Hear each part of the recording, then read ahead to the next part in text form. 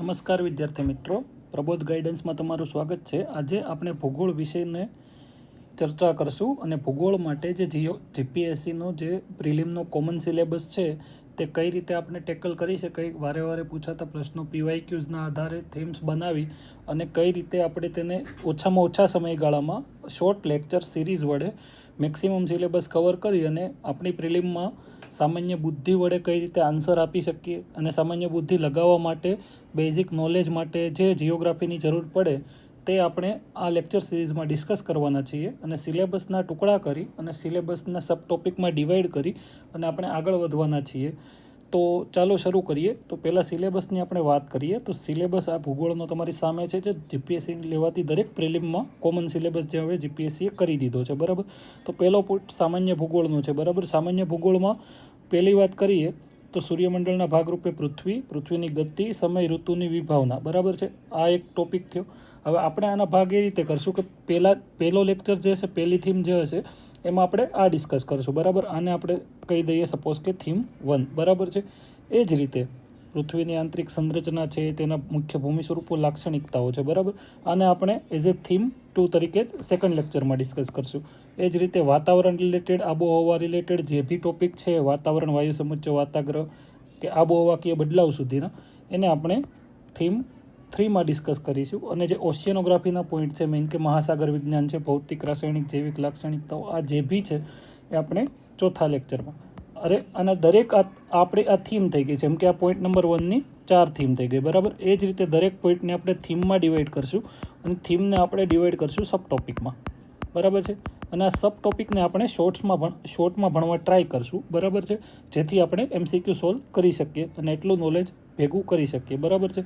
અને દરેક વિડીયોની લંબાઈ છે એ અંદાજે 20થી 30 મિનિટની રહેશે, બરાબર છે। તો 20થી 30 મિનિટના લેક્ચરની આ સિરીઝ છે તે તમને એક્ઝામમાં આરામથી તમારા 5થી 7 માર્કનો, 10 માર્કનો જે ગેપ રહેતો હોય છે એ ફૂલફિલ કરવામાં મદદ કરશે અને તમારી પ્રિલિમ પાસ કરવા માટે પ્રબોધ ગાઈડન્સ તમારો સાથી બનશે।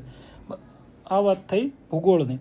હવે આપણે બેઝિક વાત મારે તમને એક કરવી છે, જિયોગ્રાફી અથવા કોઈ બી સબ્જેક્ટ શરૂ કરતાં પહેલાં જિયોગ્રાફી હું કરીશ તો સપોઝ કે તમે આ લેક્ચર સિરીઝમાં તમને જે પણ ભણાવવામાં આવે, જે બી હું અહીં વર્ક કરું, તમારે તેની રનિંગ નોટ્સ લેતા જવાની છે, બરાબર છે। જેમ કે આ A4 સાઇઝની શીટ લઈને બેસવાની, તેમાં આવી રીતે વચ્ચેથી વાળીને 2 ભાગ પાડી દેવાના। પછી જે બી હું અહીંયા આમાં વર્ક કરું છું, બરાબર છે, એ દરેક વસ્તુ તમારે શોર્ટ્સમાં હું જે રીતે લખું એ રીતે તમારે પેજમાં આ રીતે લખતી જવાની, ને બહુ નાના અક્ષરે અને શોર્ટમાં, આ ખાસ યાદ રાખજો, અને બહુ નાના અક્ષર। એટલે શું થશે કે આવા દરેક થીમ્સની તમારી આવી નોટ બની જશે, એટલે સિલેબસની આવી શોર્ટ નોટ બની જશે, જે તમને આગળના દિવસે રિવિઝન કરવામાં ખૂબ જ હેલ્પફુલ રહેશે। આ મારું માનવું છે અને આ વસ્તુ મેં જાતે કરી, અનુભવી છે અને રિવિઝનમાં બહુ ફાયદો થશે અને એનાથી પ્રિલિમ તમારી ક્લિયર કરવી બહુ આસાન પડી જાય છે। આગળના દિવસે તમે જે રિવાઇઝ કરો એ જ તમારી સાથે એક્ઝામમાં આવતું હોય છે, એટલે આગળના દિવસે અથવા એક્ઝામના દિવસે તમારે બપોરે એક્ઝામ હોય તો સવારમાં બી આના પર નજર ફટાફટ મારી શકો। તમે જલ્દી બુકમાંથી રીડ કરતા હશો તો શું થશે કે બલ્કી બુક જોઈને તમને રિવિઝન કરવાની, ભલે તમે બુક 5-10 વાર વાંચી છે ને તો બી એ લાસ્ટ દિવસે તમને ઈચ્છા નહીં થાય ને એ જોઈને સ્ટ્રેસ વધે। એના બદલે આવી નોટ હોય તો, અને આ આખા સબ્જેક્ટ સિલેબસની નોટ છે ને તમારી 50 પેજની અંદર પતી જશે। તમારે અક્ષર એ રીતે જ રાખવાના અને શોર્ટમાં લખવાનું, બરાબર છે। આ થઈ ગઈ નોટ મેકિંગની વાત। હવે વાત કરીએ, મેં તમને કીધું એમ સિલેબસના આપણે જે થીમ પાડી છે, તો પહેલી થીમની વાત કરીએ તો પહેલી થીમમાં આપણી પાસે શું છે કે સૂર્યમંડળના ભાગરૂપની પૃથ્વીની ગતિ, સમય અને ઋતુની વિભાવના, આ 3 મેઇન ટોપિક છે, બરાબર છે। આ 3 મેઇન ટોપિકના સબ ટોપિકની વાત કરીએ તો હવે પહેલો મેઇન ટોપિક છે કે સૂર્યમંડળના ભાગરૂપે પૃથ્વી।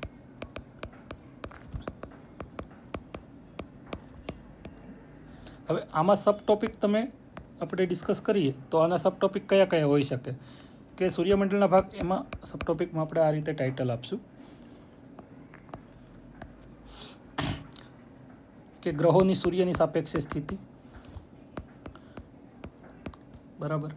પછી પાર્થિવ અને જોવિયન ગ્રહોનો તફાવત, ત્રીજું થઈ ગયું ગ્રહોની ભૌતિક અને અન્ય લાક્ષણિકતા।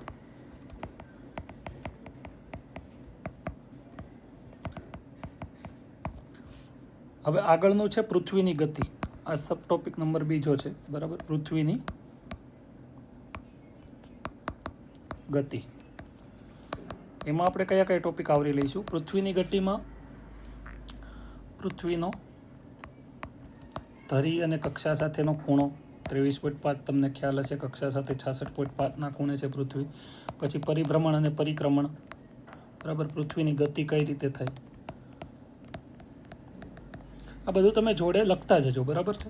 તો તમને લાસ્ટ ટાઈમ બહુ લાસ્ટમાં બેનિફિટ થશે.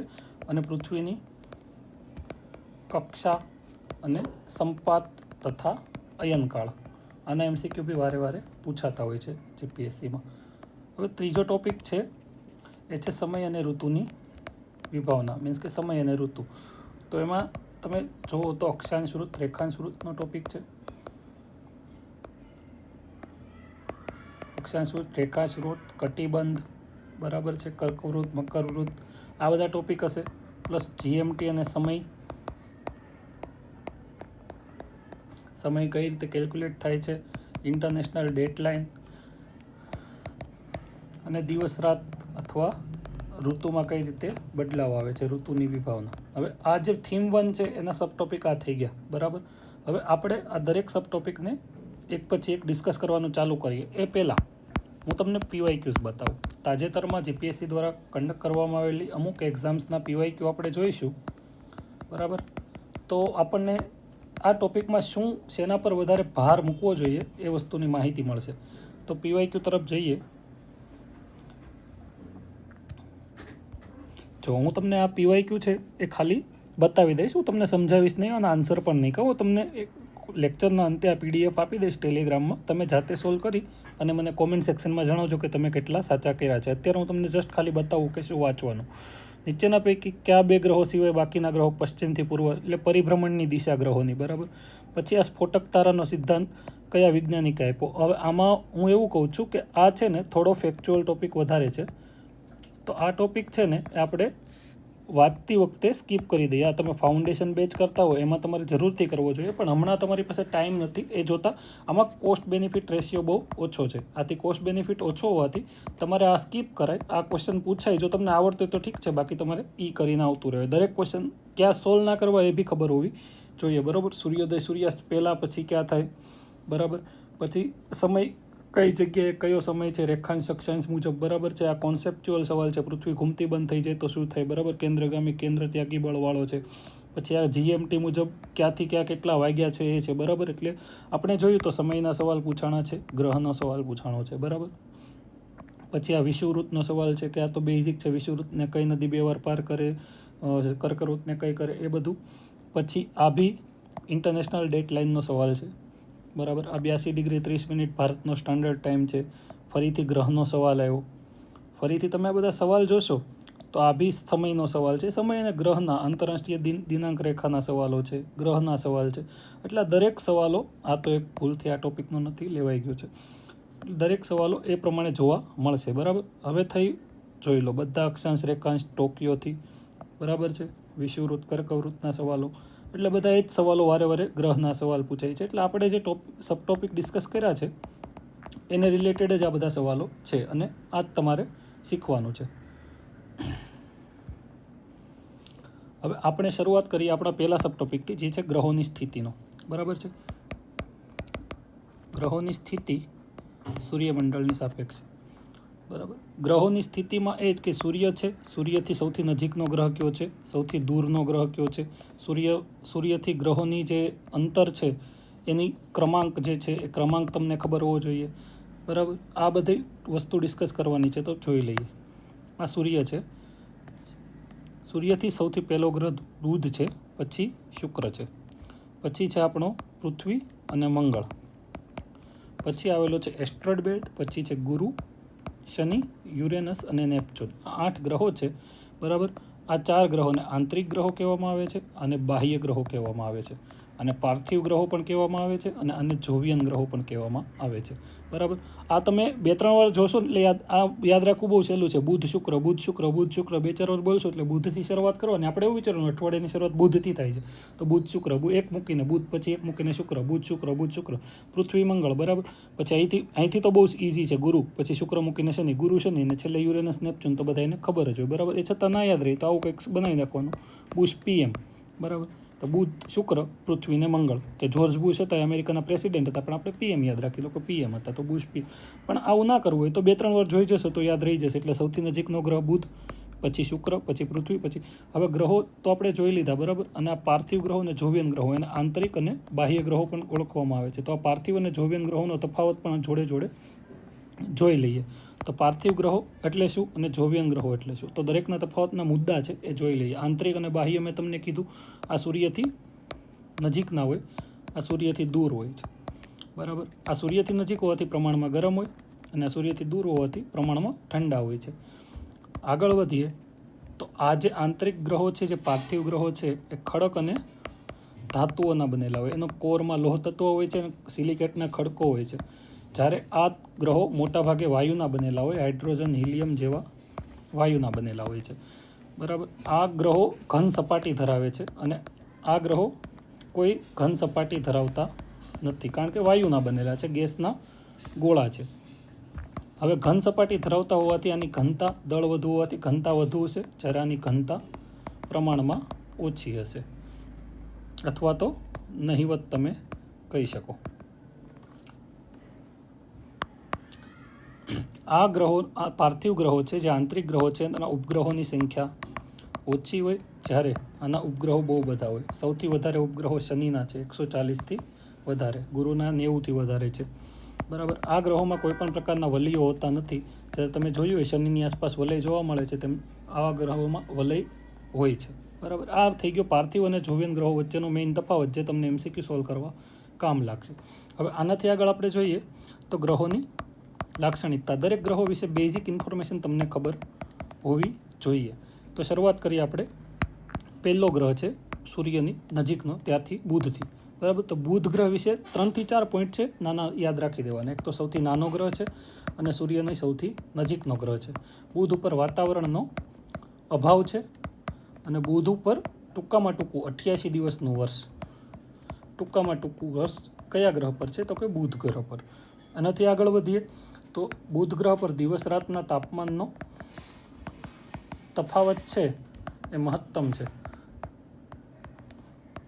દિવસ રાત તાપમાનનો તફાવત મહત્તમ છે અને ચુંબકીય ક્ષેત્ર ખૂબ નબળું છે. આ થઈ ગઈ બુધની વાત. હવે આ વસ્તુ છે ને તમે જોડે લખતા જજો અને 2-3 વાર જોઈ જશો તો તમને આઈડિયા યાદ રહી જશે, બરાબર. આના ઉપર વધારે બહુ મગજ ચલાવવાની જરૂર નથી ને એવું બી નહીં વિચારવાનું કે બહુ સ્પીડમાં જાય છે. આપણે આ રિવિઝન પોઈન્ટ ઓફ વ્યૂથી કરીએ છીએ. અત્યારે ટાઈમ ઓછો છે એટલે થોડું સ્પીડ તો તમને લાગશે, પણ આ રીતે તમે લખતા જજો અને રિવાઇઝ 2-3 વાર કરશો એટલે તમને આઈડિયા આવી જશે. હવે આગળ વાત કરીએ શુક્ર. શુક્ર છે ને એને પૃથ્વીનો ટ્વિન ગ્રહ કહેવામાં આવે. હવે ટ્વિન હોય એના શું હોય કે કદ અને દળ, કદ અને સાઇઝ સમાન હોય, બરાબર. તો પૃથ્વીથી કદ અને સાઇઝ એના સમાન હોવાથી પૃથ્વી જેવો જ છે, એટલે એને પૃથ્વીનો ટ્વિન ગ્રહ કહેવામાં આવે છે.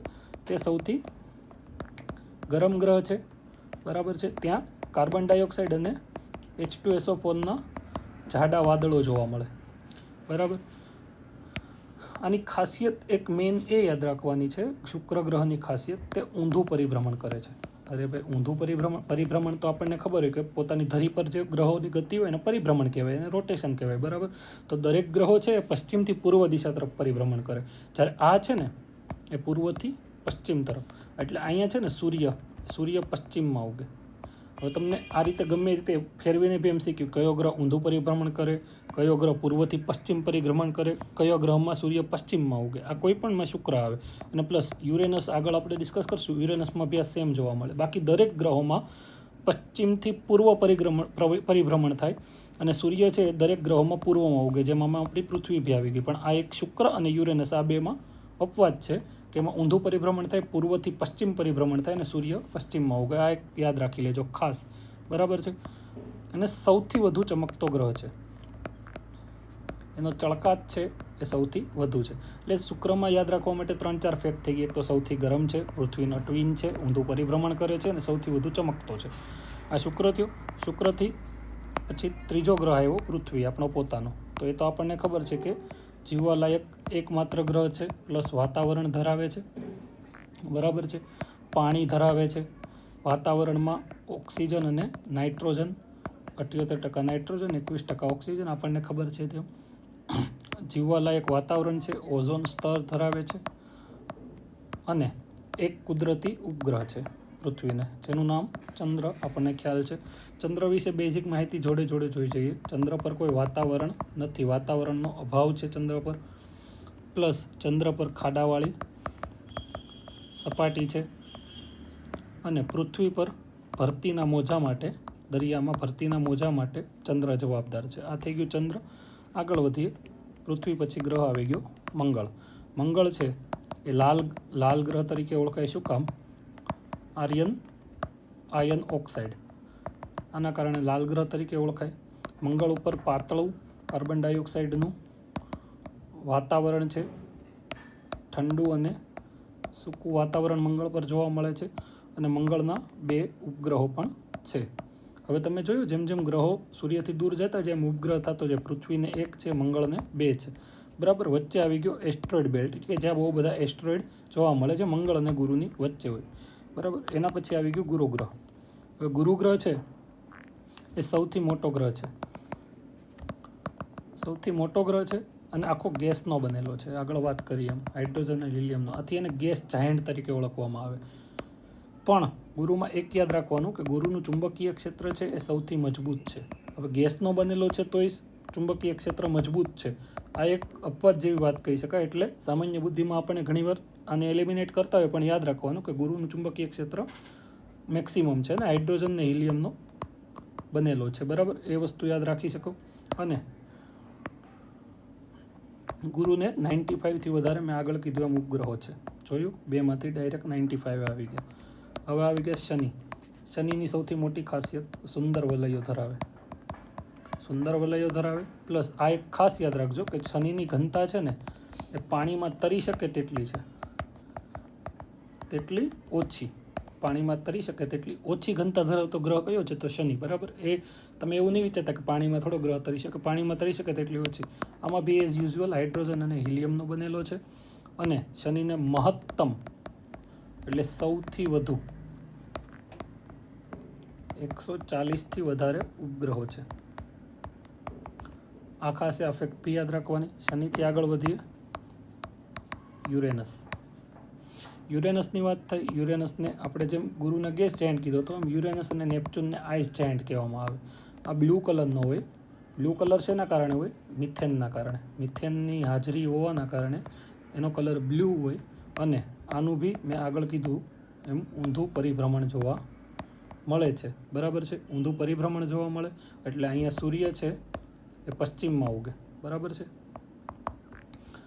આ અને યુરેનસને 25થી વધુ ઉપગ્રહો છે. આગળ વાત કરીએ નેપચ્યુનની, જે સૌથી દૂરનો ગ્રહ છે. એ જેની લાક્ષણિકતા સૌથી મોટી, સૌથી દૂરનો ગ્રહ. એને પણ આઈસ જાયન્ટ જ કહેવામાં આવે છે. અને એનો કલર ડીપ બ્લુ હોય છે. અને નેપચ્યુન ગ્રહની બીજી એક ખાસિયત એ છે કે મજબૂત પવનો થ્રુ આઉટ ધ યર મજબૂત પવનો નેપચ્યુન પર ફૂંકાતા રહે છે. આ થઈ ગઈ 8 ગ્રહોની લાક્ષણિકતાની વાત. તમને થોડું સ્પીડમાં લાગ્યું હશે, પણ લખતી હું જે બોલતો હતો એ ટાઈમે તમે જોડે જોડે લખતા ગયા હશો. અને પછી 2-3 વાર રિવાઇઝ કરશો તો તમને આઈડિયા આવી જશે, વાંધો નહીં આવે. હવે આગળ વધીએ આપણે કે પૃથ્વીનો ખૂણો વાત કરીએ ધરી સાથે. બરાબર છે. પૃથ્વીની ધરી સાથેનો અને કક્ષા સાથેનો ખૂણો. આ થઈ ગઈ આપણી પૃથ્વી.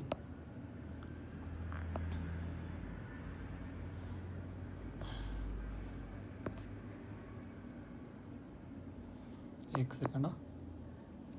થોડું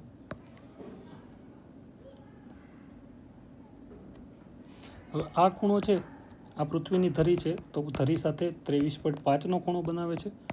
જ્યારે કક્ષા સાથે 66.5નો ખૂણો બનાવે. આ ફેક્ટ છે. આ બધું ફેક્ટ જ છે, તમારે યાદ રાખી લેવાનું છે.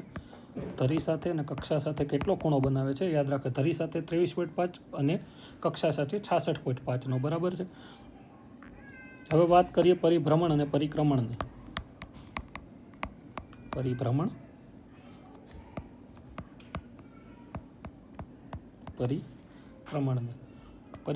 છે અને પરિક્રમણ. આનો બેઝિક ડિફરન્સ જોઈ લઈએ. પરિભ્રમણ છે એ દૈનિક ગતિ છે. દૈનિક ગતિ એટલે પૃથ્વી પોતાની ધરી પર ફરે, જે 24 કલાકમાં દિવસ બદલાય એને પરિભ્રમણ કહેવાય. બરાબર છે. જ્યારે પરિક્રમણ એટલે પૃથ્વી સૂર્યની આસપાસ ફરે, એક વર્ષે એક ચક્કર પૂરું કરે. એને વાર્ષિક ગતિ હોય એટલે વાર્ષિક ગતિ કહેવામાં આવે. આગળ વધીએ. પરિભ્રમણ છે પૃથ્વી 23.5 ખૂણે કરે, જ્યારે પરિક્રમણ છે 66.5 ખૂણે કરે. પરિભ્રમણ છે એ દિવસ રાત માટે જવાબદાર છે. દિવસ રાતમાં બદલાય છે, ક્યારે દિવસ થાય ક્યારે રાત થાય એ પરિભ્રમણ જવાબદાર છે. જ્યારે જો એવું પૂછે કે દિવસ રાતના સમયગાળા માટે અને ઋતુ બદલાય એના માટે કોણ જવાબદાર છે? એના માટે પરિક્રમણ જવાબદાર છે. બરાબર. હવે આપણે આગળ વધીએ તો અક્ષાંશ વૃત્ત રેખાંશ વૃત્ત છે બેઝિક માહિતી લઈ લઈએ. કોને કેટલો અક્ષાંશ વૃત્ત કહેવાય, કોને કેટલો રેખાંશ વૃત્ત કહેવાય. બરાબર. કે આ પૃથ્વી છે, પૃથ્વી પર દોરવામાં આવતી આડી લાઈન છે ને એને અક્ષાંશ કહેવાય. યાદ રાખવાનું, આડી લાઈન. અને ઊભી લાઈન જે દોરવામાં આવે એને રેખાંશ વૃત્ત કહેવાય. હવે 0 ડિગ્રી અને એના ખૂણા હોય. આ 0 ડિગ્રી, 1 ડિગ્રી, 2 ડિગ્રી, 3 ડિગ્રી, એ રીતે 90 સુધી અક્ષાંશ વૃત્ત હોય. બરાબર. અને 90 ડિગ્રી નોર્થ એ ધ્રુવ અને 90 ડિગ્રી સાઉથ બી ધ્રુવ. બરાબર. એ રીતે પૃથ્વી પર આ રીતે આડી લાઈન દોરવામાં આવે એને અક્ષાંશ વૃત્ત કહેવાય. અક્ષાંશ વૃત્તમાં આગળ વધીએ તો જ્યારે 23.5 ડિગ્રીનો અક્ષાંશ વૃત્ત હોય ને, અહીંયા કંઈ આ 0 ડિગ્રી છે અને અહીંયા કંઈ 23.5 ડિગ્રી નોર્થ, એને આપણે કર્કવૃત્ત કહેતા હોઈએ છીએ. સેમ રાઈટ 23.5 સાઉથ, એને આપણે મકરવૃત્ત તરીકે ઓળખતા હોઈએ. સેમ રીતે 66.5નો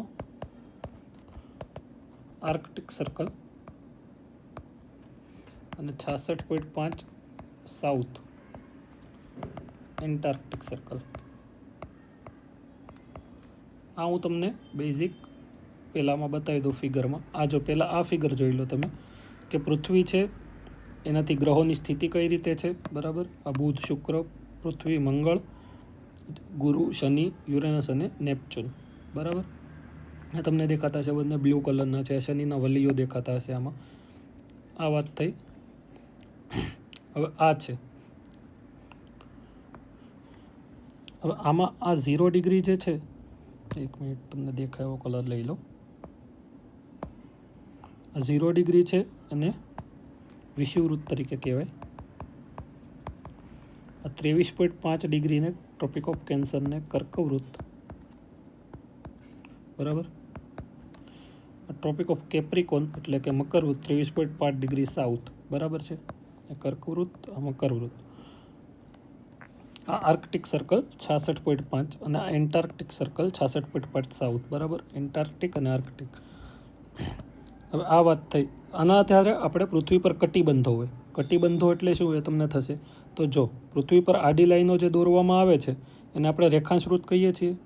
હવે આ કર્કવૃત્ત ને મકરવૃત્તની વચ્ચેનો જે ભાગ છે પૃથ્વીનો, જ્યાં થ્રુ આઉટ ધ યર સૂર્યપ્રકાશ મળી રહી છે, આથી આ મોટા ભાગે ગરમ હોય. એટલે આને આપણે શું કહેતા હોઈએ છીએ? ઉષ્ણ કટિબંધ કહેતા હોઈએ. શું કહેતા હોઈએ?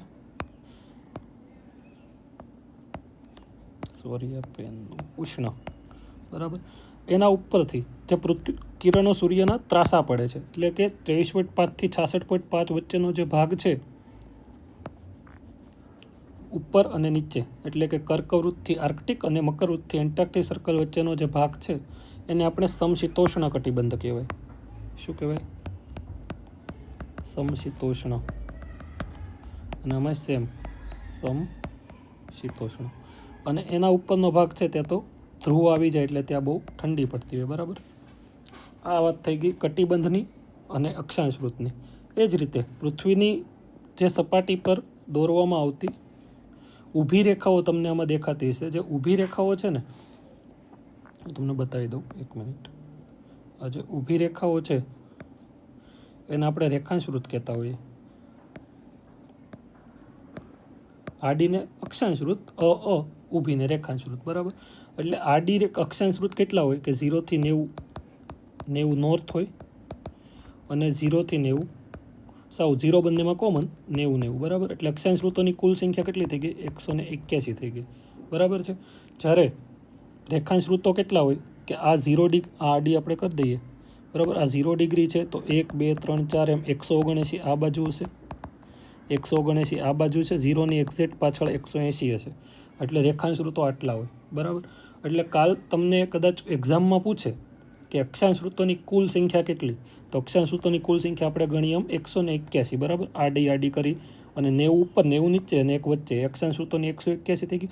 પણ એવું પૂછે કે અક્ષાંશ વૃત્તોના વર્તુળોની સંખ્યા કેટલી, તો અક્ષાંશ વૃત્ત આ 1 આ 2 આ રીતે આપણે કરતા જઈએ તો છેક ઉપર સુધી થાય. આની વચ્ચેનું એક ગણી લેવાનું, ઉપર સુધી 89 ડિગ્રી સુધી થાય. 90 ડિગ્રી તો પોલ છે, પોલ ઉપર ધ્રુવ ઉપર આમ પોઈન્ટ હશે, ત્યાં વર્તુળ નહીં બની શકે, તે ખાલી ટપકું હશે, તો એને આપણે વર્તુળ ગણીએ નહીં. તો ઉપર 89 થાય, નીચે 89 થાય, એટલે બંને જગ્યાએ 89 ગણી અને પ્લસ એક વચ્ચેની, એટલે અક્ષાંશ વૃત્તોના વર્તુળોની સંખ્યા પૂછે તો 179. આ તમે યાદ રાખજો. એટલે અક્ષાંશ વૃત્તોની સંખ્યા 181, અક્ષાંશ વૃત્તોના વર્તુળોની સંખ્યા 179. એ જ રીતે રેખાંશ વૃત્તોની કુલ સંખ્યા પૂછે તમને તો 179 ઈસ્ટ સાઈડ, 179 વેસ્ટ સાઈડ, બરાબર. એ બે થઈ ગયા, એક 0 ડિગ્રીનો અને એક 180 ડિગ્રીનો, એટલે કેટલા થયા 179 વત્તા 179 વત્તા એક 0 ડિગ્રીનો અને એક 180 ડિગ્રીનો, એટલે અક્ષાંશ વૃત્તોની સંખ્યા થઈ ગઈ 360.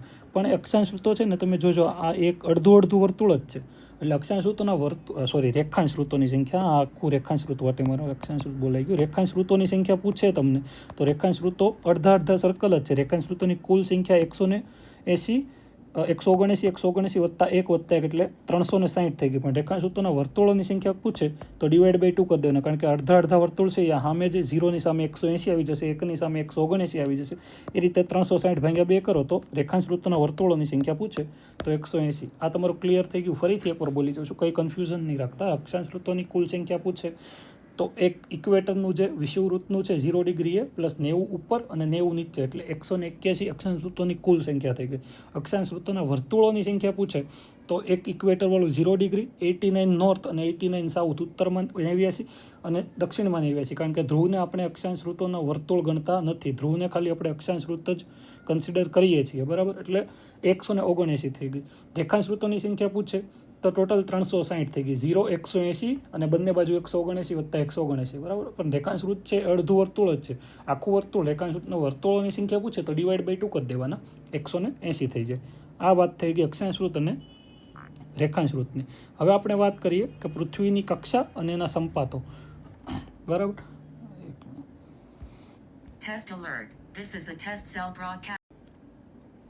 હવે આપણે વાત કરીએ કે કોને GMT ગ્રીનવિચ મીન ટાઈમ કહેવાય અને કઈ રીતે પૃથ્વી પર દરેક જગ્યાએ સમય અલગ હોય છે, સમય કઈ રીતે ગણવામાં આવે છે અને ઇન્ટરનેશનલ ડેડલાઇન શું છે, બરાબર છે. આ બધા વિશે આપણે વાત કરીએ તો જ્યારે રેખાંશ વૃત્તની ચર્ચા થતી હતી વિશ્વના વિજ્ઞાનીઓ વચ્ચે, ત્યારે તે લંડનમાં આવેલી ઓબ્ઝર્વેટરી છે, ગ્રીનવિચ શહેરમાં યુકેમાં આવેલી ઓબ્ઝર્વેટરી, ત્યાં એ ચર્ચા થતી હતી.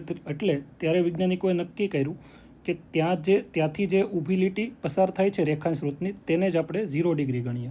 એટલે જે ગ્રીનવિચ શહેરમાં આવેલી રેખાંશ વૃત્ત છે તેને 0 કન્સિડર કરવામાં આવે છે, અને ત્યાંથી ઈસ્ટ સાઈડ અને ત્યાંથી વેસ્ટ સાઈડ બંને બાજુ 179 રેખાંશ વૃત્તો દોરવામાં આવે છે, અર્ધવર્તુળો, અને એક્ઝેક્ટ 0ની પાછળ 180 ડિગ્રી રેખાંશ વૃત્ત હોય છે, બરાબર છે. તો આને જે 0 ડિગ્રી રેખાંશ વૃત્તની જે લાઈન છે તેને GMT તરીકે, ગ્રીનવિચ મીન ટાઈમ, બરાબર, એને એ તરીકે ઓળખવામાં આવે, એની ઈસ્ટ સાઈડ અને એની વેસ્ટ સાઈડ. હવે પૃથ્વી આપણે આગળ વાત કરી, પૃથ્વી છે એ ત્યાં પહેલાં સૂર્ય અહીંથી ઉગે, પૂર્વમાં ઉગે સૂર્ય, એટલે પહેલો સૂર્યપ્રકાશ, એક મિનિટ, આ સૂર્ય છે, પહેલો સૂર્યપ્રકાશ પૂર્વ બાજુ જાય. એટલે હવે આપણે ધારી લો કે આ GMTની લાઈન, આ એક લાઈન છે વિષુવવૃત્તની, બરાબર, એમાં એક્ઝેક્ટ વચ્ચે 0 ડિગ્રી રેખાંશ વૃત્ત આવેલું છે, જેને આપણે GMT પણ કહીએ છીએ. GMTની આ થઈ ગઈ ઈસ્ટ બાજુ પૂર્વ અને આ થઈ ગઈ વેસ્ટ બાજુ પશ્ચિમ, બરાબર. હવે અહીંથી સૂર્ય ઉગે, અહીંથી સૂર્ય આવે તો પેલું સૂર્યોદય અહીંયા થાય પૂર્વ બાજુ, પછી સૂર્ય આવતો પોતાની ગતિ કરતો અહીંયા GMT પર પહોંચશે ને પછી અહીંયા આવશે, બરાબર. એટલે અહીંયા પહેલાં સમય વધારે હશે. હવે GMT પર તમે એક્ઝેક્ટ 12નો સમય લઈ લો તો અહીંયા બપોરના 12નો કરીએ, 12 PM, તો અહીંયા બપોર પછીનો સમય અહીંયા હશે પૂર્વ બાજુ, જ્યારે અહીંયા બપોર પહેલાંનો સમય, સવારનો સમય હશે. એટલે GMTની પૂર્વ બાજુ જે બી રેખાંશ વૃત્તો છે 179 0 થી 1 લઈ અને 179 ઈસ્ટ સુધી, એમાં કોઈ તમારે સમય ગણવાનો કહે તો તે GMT પ્લસ થશે, જ્યારે આ બાજુ GMT માઇનસ થશે. આ તમને સમજાઈ ગયું છે. હવે આપણા જે દેશની વાત કરીએ તો ભારત છે એ પૂર્વ બાજુ જ આવેલો છે, નોર્થ ઇસ્ટ, ઉત્તર પૂર્વ ગોળાર્ધમાં આવેલો છે. સ્પેસિફિકલી વાત કરીએ તો અહીંયા, એટલે આપણો સમય છે એ GMT કરતાં આગળ જ છે, અને આગળ જ છે. તમને ખ્યાલ હોય તો ઇન્ડિયન સ્ટાન્ડર્ડ ટાઈમ જે છે એ GMT કરતાં 5.5 કલાક આગળ છે. હવે આ 5.5 કલાક છે એ કોણે ડિસાઇડ કર્યું ભાઈ? આપણને કેમ ખબર પડે કે 5.5 કલાક છે? તો એના માટે એવું છે કે પૃથ્વી છે, અહીંથી સૂર્ય ઉગે, બરાબર, અને 180 એમ 360 રેખાંશ વૃત્તો છે. 360 રેખાંશ વૃત્તો પૃથ્વી આખી ફરે એટલે 360 રેખાંશ વૃત્ત ઉપર સૂર્ય ગયો હોય અહીંયા આ રીતે, તો 360 રેખાંશ વૃત્તોને પાર કરતાં 24 કલાકનો સમયગાળો લાગે, બરાબર. તો 1 કલાકમાં કેટલા રેખાંશ વૃત્ત, કેટલા ડિગ્રી પાર થાય એ આપણે ગણીએ આ 83 માંડી તો 15 ડિગ્રી. તો હંમેશા યાદ રાખવાનું કે 1 કલાકમાં 15 ડિગ્રીનો ફરક પડે રેખાંશ વૃત્તોનો, બરાબર. 1 કલાકમાં 15 ડિગ્રીનો. હવે ભારતની પ્રમાણ સમય રેખા છે ઇન્ડિયન સ્ટાન્ડર્ડ ટાઈમની, એ આપણે 82.5 ડિગ્રી રાખેલી છે ઈસ્ટમાં, બરાબર છે. 82.5 ડિગ્રી ઈસ્ટ છે. એ એક્ઝેક્ટ ભારતનો હું તમને મેપ બતાવું.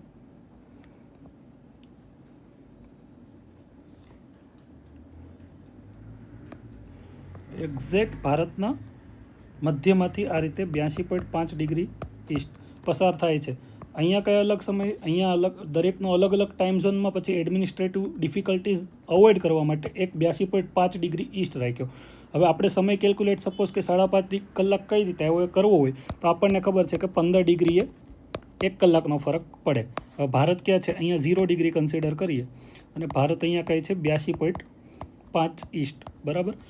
તો ટોટલ 82 ડિગ્રી. હવે 15 ડિગ્રી 1 કલાક થાય, 1 સેકન્ડ, 15 ડિગ્રી 1 કલાક થાય, અરે, તો 82.5ની સૌથી નજીક 15નો ગુણાંકવાળો કયો આંકડો છે? 75, બરાબર. 75 પ્લસ 7.5 એટલે 82.5 થઈ ગયું. એટલે 75, 15 ડિગ્રી 1 કલાક, તો 75 ડિગ્રીની 5 કલાક પહેલાં પ્લસ થઈ ગઈ, પ્લસ 15 ડિગ્રીની 1 કલાક છે તો 7.5 ડિગ્રીની બીજી અડધી કલાક, એટલે 0.5, એટલે 5.5 કલાક થઈ, એટલે 5 કલાક અને 30 મિનિટ. આ રીતે ભારતનો પ્રમાણ સમય GMT પ્લસ 5 કલાક 30 મિનિટ છે. આ જ રીતે તમને જો રેખાંશ વૃત્ત આપેલું હોય કે આટલા ડિગ્રી રેખાંશ વૃત્ત ઉપર કેટલા વાગ્યા હશે, એ તમે આ પ્રમાણે આ એક વસ્તુના આધારે તમે કેલ્ક્યુલેટ કરી શકો. સેમ રીતે આ સાઈડનો કોઈ સમયગાળો હોય, જેમ કે અહીંયા બ્રાઝિલ આવેલું છે કે USA આવેલું, તો તેનું છે GMT માઇનસ હશે, બરાબર છે. અને આને આપણે GMT અથવા UTC પણ કહેતા હોઈએ છીએ. અને ભારતનું જે છે IST કહેવાય, ઇન્ડિયન સ્ટાન્ડર્ડ ટાઈમ, બરાબર. આ થઈ ગઈ GMTની વાત. હવે એ જ રીતે તારીખ માટે શું છે કે 0 ડિગ્રીને જે રીતે સમય માટે કન્સિડર કરવામાં આવે છે 0 ડિગ્રી રેખાંશ વૃત્તને, એ જ રીતે એની એક્ઝેક્ટ પાછળનું 180 ડિગ્રી રેખાંશ વૃત્ત છે 0 ડિગ્રીની. આ પૃથ્વી તો આખી ગોળ છે, એટલે આગળના ભાગમાં આપણને 0 ડિગ્રી દેખાય, તો પાછળના ભાગમાં 180 ડિગ્રી હશે. એટલે 180 ડિગ્રી રેખાંશ વૃત્ત છે એને ઇન્ટરનેશનલ ડેટલાઇન તરીકે ઓળખવામાં આવે છે. હું તમને પહેલાંમાં બતાવું, બરાબર છે, આકૃતિમાં. હવે વાત કરીએ ઇન્ટરનેશનલ ડેટલાઇનની, બરાબર છે. એ છે 180 ડિગ્રી રેખાંશ વૃત્ત. હવે એ હું તમને છે ને મેપમાં બતાવીશ ને તમને વધારે આઈડિયા આવશે. આ છે ઇન્ટરનેશનલ ડેટલાઇન 180 ડિગ્રી રેખાંશ વૃત્તવાળી. આજે તમે ડોટેડ લાઇન મેપમાં જોઈ શકો છો, આડાવળી છે, એને 180 ડિગ્રી રેખાંશ વૃત્ત છે. આડાવળી એટલે છે કે અહીંયા અમુક ટાપુ દેશો આવેલા છે, તેને લોકોને એડમિનિસ્ટ્રેટિવ ડિફિકલ્ટીઝ ના પડે, એટલે અમુકને આ બાજુ અમુકને એ બાજુ રીતે ડેટને લાઇનને એડજસ્ટ કરેલી છે. પણ તમે સમજો કે આ 180 ડિગ્રી 0 ડિગ્રી આની એક્ઝેક્ટ ઓપોઝિટ સાઈડ છે, બરાબર છે. તેને GMT કહીએ છીએ. આ 180 ડિગ્રી ઇન્ટરનેશનલ ડેટ લાઇન. આ રશિયા આવેલું છે, આ અમેરિકાનું અલાસ્કા સ્ટેટ છે, અને આ કેનેડા છે, USA છે, મેક્સિકો છે, બરાબર. આ થઈ ગયો આનો વેસ્ટ સાઈડ ઇન્ટરનેશનલ ડેટ લાઇનની, અને આ થઈ ઈસ્ટ સાઈડ, એટલે કે આ પશ્ચિમ બાજુ થઈ અને આ પૂર્વ બાજુ થઈ. હવે તમને એવું થશે કે ભારત તો અહીંયા આવેલું છે, ભારત અહીંયા આવેલું છે, એ પશ્ચિમ સાઈડ. આપણે એવું કહીએ કે અમેરિકા બધા દેશો છે એ પશ્ચિમમાં આવેલા છે, તો પણ અહીંયા તો પૂર્વમાં છે. પણ એ આપણે જ્યારે કહીએ છીએ ત્યારે આપણે આપણા ફેસની સામે 0 ડિગ્રી રાખતા હોઈએ, અને એ કન્સિડર કરીએ તો અમેરિકા પશ્ચિમમાં છે, 0 ડિગ્રીના પશ્ચિમમાં છે. 180 ડિગ્રી રેખાંશ વૃત્તના તો એ પૂર્વમાં છે, બરાબર. એટલે એમાં કન્ફ્યુઝ નહીં થતા, બરાબર, પૂર્વ પશ્ચિમમાં. હવે આપણે, તમે દાખલા કે તમારો બર્થડે છે, તમે રશિયામાં સાઇબેરિયામાં આ જગ્યાએ છો, તે તમારો બર્થડે છે એ દિવસે, અને તમે એ દિવસે તમારો બર્થડે દિવસ પૂરો થાય, બરાબર, એ કલાકની વાર હોય ત્યારે સેલિબ્રેટ કરી અને તમે ફ્લાઇટ પકડીને સપોઝ કે અલાસ્કામાં તરત આ બાજુ આવી જાઓ છો, તો તમને તમારો બર્થડે ફરીવાર સેલિબ્રેટ કરવા મળશે. તમને ફરીવાર એ આખો દિવસ જીવવા મળશે, એટલે કે તમારો એક દિવસ ગેઇન થશે, બરાબર. કારણ કે અહીંયા સૂર્ય અહીંથી શરૂઆત થઈ હોય તો અહીંથી બધેથી જઈ અને છેલ્લે અહીંયા આવે તો અહીંયા ત્યારે ફરીથી એ તમને એક દિવસ જીવવા મળે. એટલે કે આ થઈ ગઈ ઈસ્ટ અને આ થઈ ગયું વેસ્ટ. હવે તમને આ બાબત તમને કન્ફ્યુઝ લાગતી હોય તો યાદ રાખવા માટે હંમેશા યાદ રાખવાનું કે ઈસ્ટથી વેસ્ટ સાઈડ જાઓ ને તો તમારો એક દિવસ વેસ્ટ જાય. તમે વેસ્ટ સાઈડ જાઓ તો તમારો એક દિવસ વેસ્ટ જાય, એટલું યાદ રાખવાનું. એટલે તમે હંમેશા ઇન્ટરનેશનલ ડેટલાઇનને ધ્યાનમાં રાખીને કહું છું, ઇન્ટરનેશનલ ડેટલાઇનની આંતરરાષ્ટ્રીય દિનાંક રેખાની તમે પૂર્વથી પશ્ચિમમાં જાઓ તો તમારો એક દિવસ વેસ્ટ જાય. ઈસ્ટથી વેસ્ટમાં એક દિવસ વેસ્ટ જાય, જ્યારે વેસ્ટથી ઈસ્ટમાં ગેઇન થાય એટલે એક દિવસ વધે. આંતરરાષ્ટ્રીય દિનાંક રેખાની પશ્ચિમથી પૂર્વ બાજુ જતાં એક દિવસ વધે, અને આંતરરાષ્ટ્રીય દિનાંક રેખાની પૂર્વથી પશ્ચિમ બાજુ ઈસ્ટથી વેસ્ટ સાઈડ જતાં એક દિવસ વેસ્ટ થાય. એટલે તમને હવે પૂછે કે તમે યુએસએથી તમે જાપાન અથવા રશિયા જાઓ છો, આંતરરાષ્ટ્રીય દિનાંક રેખા ઓળંગીને તમે જાપાન અથવા રશિયા જાઓ છો તો ઈસ્ટથી તમે વેસ્ટ સાઈડ ગયા એટલે તમારો એક દિવસ વેસ્ટ થશે, જ્યારે આ બાજુ વધશે. આનાથી તમે કોઈ પણ MCQ તમે સોલ્વ કરી શકશો. સિમ્પલ યાદ રાખવાનું, કોઈ પણ કન્ફ્યુઝન નહીં થવાનું, બરાબર છે. હવે આગળ વધીએ આપણે. આ થઈ ગઈ ઇન્ટરનેશનલ દિનાંક રેખા અને GMTની વાત. હવે છેલ્લો પોઈન્ટ આપણો એક બચ્યો છે. છેલ્લો પોઈન્ટ છે એ હું તમને કરાવી દઉં. એ છે આપણો અયનકાળ વિશેનો, સંપાત વિશેનો. હવે તમને ખ્યાલ હશે, આ સંપાતની વાત કરીએ. પૃથ્વી છે, આપણે આગળ વાત કરી એમ પૃથ્વી છે એ પોતાની કક્ષા સાથે 66.5નો ખૂણો બનાવે છે. આ પૃથ્વીની કક્ષા છે તો આ જે ખૂણો છે 66.5નો છે આ કક્ષા સાથે. આ એની કક્ષા છે તો આ 66.5ના ખૂણે જે ફરે છે પૃથ્વી, બરાબર, આ પોતાની કક્ષા સાથે. એનાથી શું થાય કે સૂર્યનો પ્રકાશ છે ને એ વર્ષના અલગ અલગ સમયે પૃથ્વીના અલગ અલગ જગ્યાએ અલગ અલગ વળે. એનાથી શું થાય કે અમુક વાર પૃથ્વી વિષુવવૃત્ત છે, પૃથ્વીની એક્ઝેક્ટ વચ્ચેનું જે રેખા અક્ષાંશ વૃત્ત છે વિષુવવૃત્ત, એના પર અમુક ટાઈમે સૂર્યનો સીધા કિરણો પડે, બરાબર છે, અને અમુક ટાઈમે ત્રાસા કિરણો પડે. તો સૂર્યના જ્યારે સીધા કિરણો પડે ને તેને ઇક્વિનોક્સ એટલે કે સંપાત કહેવાય. કે જ્યારે વિષુવવૃત્ત પર સૂર્યના સીધા કિરણો પડે તેને ઘટનાને સંપાતની ઘટના કહેવાય, બરાબર છે. તો એ સંપાત ક્યારે થાય? એ સંપાત વર્ષમાં 2 વાર થાય. એક તો માર્ચમાં થાય અને એક સપ્ટેમ્બરમાં થાય, 3જા અને 9મા મહિનામાં, યાદ રાખવાનું. અને એ બી તારીખ એની ફિક્સ જ છે, 20 થી 23 વચ્ચે જ આ ઘટનાઓ થતી હોય, 20 થી 23 માર્ચ અને સપ્ટેમ્બર. પણ માર્ચ મહિનામાં આપણને ખબર છે શિયાળો પત્યો હોય ને ઉનાળાની શરૂઆત હોય, ના વધારે ઠંડી હોય ના વધારે ગરમી હોય, ખુશનુમા વાતાવરણ હોય, વસંત ઋતુ કહેવાય, એ વસંત ઋતુ ચાલતી હોય, ત્યાંથી તેને વસંત સંપાત કહેવામાં આવે છે. જ્યારે સપ્ટેમ્બર મહિનો છે તે પાનખર ઋતુ છે અને ઓટમ ઇક્વિનોક્સ અથવા શરદ ઋતુ ચાલતી હોય તેને શરદ સંપાત કહેવામાં આવે છે, બરાબર છે. અને વસંત સંપાત અને શરદ સંપાત, વસંત સંપાત માર્ચમાં આવે, શરદ સંપાત સપ્ટેમ્બરમાં આવે. સંપાતમાં શું થાય? સંપાતમાં વિષુવવૃત્ત પર સૂર્યના સીધા કિરણો પડે અને સંપાતમાં દિવસ રાતનો સમયગાળો હંમેશા યાદ રાખજો, દિવસ ઇક્વલ ટુ રાત. દિવસ રાતનો સમયગાળો ઓલમોસ્ટ ઇક્વલ થઈ જાય, બરાબર છે. ના લાંબો દિવસ ના ટૂંકો દિવસ બંને સેમ થઈ જાય, કારણ કે વિષુવવૃત્ત પર સૂર્યના સીધા કિરણો પડે છે. હવે એ જ વસ્તુ જ્યારે જૂન અને ડિસેમ્બર, જૂનમાં જ્યારે કર્કવૃત્ત ઉપર સૂર્યના કિરણો સીધા પડે, ના કે વિષુવવૃત્ત. એટલે કર્કવૃત્ત વિષુવવૃત્તની ઉત્તરમાં આવેલું છે, જે કર્કવૃત્ત આપણા દેશની બી વચ્ચેથી પસાર થાય છે. કર્કવૃત્ત પર સૂર્યના સીધા કિરણો પડે ત્યારે જે ઘટના બને એને ઉનાળુ અયનકાળ કહેવાય. સોલિસ્ટિસ એટલે અયનકાળ. ઉનાળુ અયનકાળ એવો પ્રશ્ન પૂછે તો ઉનાળુ અયનકાળ પૂછે એટલે આપણે એ વાત કરવાનું કે ભારતમાં ઉનાળો ક્યારે હોય, તો કે મે જૂનમાં હોય, બરાબર છે. તો ઉનાળુ અયનકાળ જૂનમાં આવે ને એની તારીખ બી બધાની મેં તમને કીધું એમ 20-21. ત્યારે શું થાય કે કર્કવૃત્ત ઉપર સૂર્યના સીધા કિરણો પડતા હોય ને આનાથી આપણને છે ને સૂર્યપ્રકાશ બહુ વધારે મળે. સૂર્યપ્રકાશ વધારે મળે એટલે દિવસની લંબાઈ વધી જાય અને એની સામે રાતની લંબાઈ ઘટી જાય. એટલે આપણે જોતા હોઈએ કે ઉનાળામાં દિવસો લાંબા અને રાત ટૂંકી હોય, બરાબર. સેમ રીતે જ્યારે શિયાળો હોય, ડિસેમ્બર મહિનાની 21-22 તારીખ હોય, ત્યારે મકરવૃત્ત ઉપર સૂર્યના સીધા કિરણો પડે અને કર્કવૃત્ત અહીંયા ઉપર રહી જાય. એટલે કર્કવૃત્ત પર સૂર્યના ત્રાસા કિરણો પડે, નહીં કે સીધા કિરણો. એટલે કર્કવૃત્ત પર સૂર્યના ત્રાસા કિરણો પડે એટલે સૂર્યપ્રકાશ ઘટી જાય. એટલે સૂર્યપ્રકાશ ઘટી જાય અને એ ટાઈમે ભારતમાં શિયાળો ચાલુ હોય એટલે શિયાળો થઈ જાય. સૂર્યના કિરણો ત્રાસા પડતા હોય એટલે દિવસ ને રાતની સમયગાળો છે, બરાબર છે, દિવસ અને રાતના સમયગાળામાં ફેરફાર થઈ જાય. દિવસ છે એ ટૂંકો થઈ જાય, રાત લાંબી થઈ જાય. તમે જોયું છે કે ડિસેમ્બર મહિનામાં સાંજના 6:15 6:30 અંધારું થઈ જતું હોય, જ્યારે જૂન મહિનામાં સાંજે 7:30 પણ અંધારું હોતું નથી. આ દિવસ રાતના સમયગાળા માટે આ પૃથ્વીનું આગળ વાત કરીએ એમ પરિક્રમણ જવાબદાર છે, જે સૂર્યની આસપાસ ફરે છે એ વસ્તુ જવાબદાર છે. આથી વિન્ટર સોલિસ્ટિસ એટલે કે શિયાળુ અયનકાળ શિયાળામાં આવે, ડિસેમ્બર 21-22, બરાબર. અને એ દિવસે સૂર્યના સીધા કિરણો છે એ મકરવૃત્ત પર પડતા હોય, કર્કવૃત્ત પર સૂર્યના ત્રાસા કિરણો પડતા હોય. આથી એને વિન્ટર સોલિસ્ટિસ શિયાળુ અયનકાળ કહેવાય. અને આ થઈ ગયું સંપાત અને અયનકાળ. હવે હું તમને ફરીવાર એકવાર એક્સપ્લેન કરી દઉં સંપાત અને અયનકાળ વચ્ચેનો તફાવત ફરીથી, બરાબર, એટલે તમે કન્ફ્યુઝ ના થાવ. જો સંપાત કોને કહેવાય? સંપાત એને કહેવાય કે દિવસ રાતનો સમયગાળો સમાન થઈ જાય અને વિષુવવૃત્ત પર સીધા કિરણો પડે અને સંપાત કહેવાય. સંપાત ક્યારે ક્યારે આવે? સંપાત આવે માર્ચમાં અને જૂનમાં, બરાબર છે. માર્ચમાં જે સંપાત આવે એને વસંત કહીએ આપણે, અને જૂનમાં જે સંપાત આવે એને શરદ સંપાત કહીએ. આ થઈ ગયું સંપાત. અને અયનકાળ. અયનકાળમાં શું થાય કે દિવસ અને રાત લાંબા ટૂંકી થઈ જાય, દિવસ રાતનો સમયગાળો સમાન ના હોય, બરાબર છે. જ્યારે કર્કવૃત્ત ઉપર સૂર્યના સીધા કિરણો પડે એ જૂન મહિનામાં હોય અને ત્યારે ઉનાળો અયનકાળ કહેવાય. ત્યારે શું થાય? દિવસ લાંબો અને રાત ટૂંકી થઈ જાય.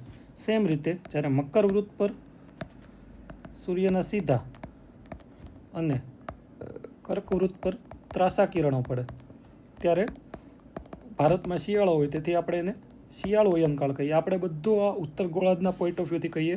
કોઈ દક્ષિણ ગોળાર્ધનો માણસ હોય જે ઓસ્ટ્રેલિયામાં રહેતો હોય, મેઇન કન્ટ્રી ઓસ્ટ્રેલિયા છે એટલે કહું છું એના એક્ઝામ્પલના આધારે, ઓસ્ટ્રેલિયાવાળા માટે આ તદ્દન ઉલટું હોય છે. પણ આપણે અત્યારે આપણી એક્ઝામ પોઈન્ટ ઓફ વ્યૂથી આપણે ઇન્ડિયા માટે જ યાદ રાખવાનું છે. એટલે ઇન્ડિયાના પોઈન્ટ ઓફ વ્યૂથી કહું છું કે કર્કવૃત્ત પર ત્રાસા કિરણો જ્યારે પડે, બરાબર છે, ત્યારે એ ડિસેમ્બર મહિનાની 21 તારીખે જે છે એને શિયાળો અયનકાળ કહેવામાં આવે છે.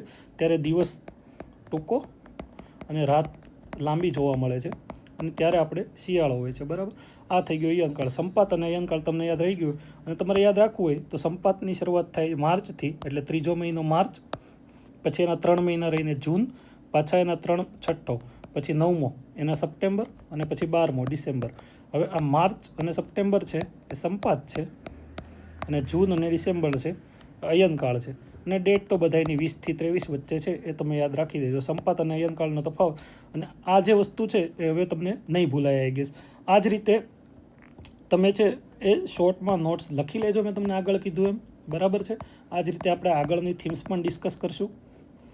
અને તમે શોર્ટ નોટ્સ જોડે જોડે બનાવતા જજો તો આગળના દિવસે તમારે રિવિઝન કરવામાં બહુ બેનિફિટ રહેશે. અને મેં તમને જે PYQs બતાવ્યા છે એ PYQs તમને અમારી ટેલિગ્રામ ચેનલ પ્રબોધ ગાઈડન્સ તમે સર્ચ કરશો એટલે તમને ત્યાં ચેનલ મળી જશે. એ ચેનલ ખાસ જોઈન કરી લેજો. એમાં તમને આ બધી PDF અને PYQsની PDF મળી રહેશે. PYQs તમે સોલ્વ કરજો અને ટોટલ જેટલા PYQ છે એમાંથી તમારા કેટલા સાચા પડ્યા, બરાબર, આ ડિસ્કશનના આધારે એ તમે ખાસ જણાવજો અને કોમેન્ટ સેક્શનમાં એ જણાવજો. અને આવી જ રીતે દરેક વિષયના દરેક સબ્જેક્ટના વિડીયો છે એ થીમ વાઇઝ તમને મળશે, બરાબર છે. અને STIની એક્ઝામ પહેલાં મેક્સિમમ તમારો સિલેબસ અને મેક્સિમમ જે પૂછાતો પોર્શન છે એ તમે પૂરો કરવા ટ્રાય કરશો. અને અમારો પૂરો વિશ્વાસ છે કે આ STIની જો તમે અમારે આ ફોલો કરીએ છે સિરીઝ તો તમને STIની પ્રિલિમમાં 100% સફળતા મળશે. આથી જોતા રહો પ્રબોધ ગાઈડન્સ. અને તમને જો અમારો વિડીયો ગમ્યો હોય તો તમારા સર્કલમાં શેર કરી દેજો અને અમારી ચેનલને સબસ્ક્રાઈબ કરી દેજો. Thank you so much. Subscribe. Thank you.